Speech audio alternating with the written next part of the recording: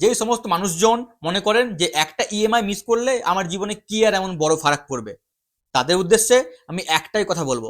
দেখুন, আপনার একটা ইএমআই মিস করা মানে কিন্তু আপনার সিবিল স্কোর অনেকটাই ডাউন হয়ে যাবে। অনেকটা বলতে কিন্তু প্রায় 30 থেকে 100 পয়েন্ট পর্যন্ত কমে যেতে পারে।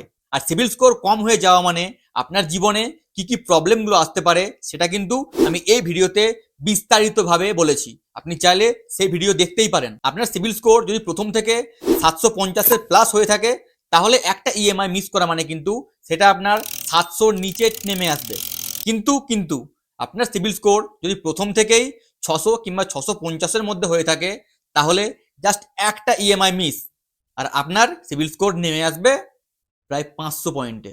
তাই সিবিল স্কোরকে কখনো হালকাতে নেবেন না এবং নিজের ইএমআই সঠিক টাইমে পে করুন, তবেই কিন্তু আপনার সিবিল স্কোর ঠিকঠাক থাকবে।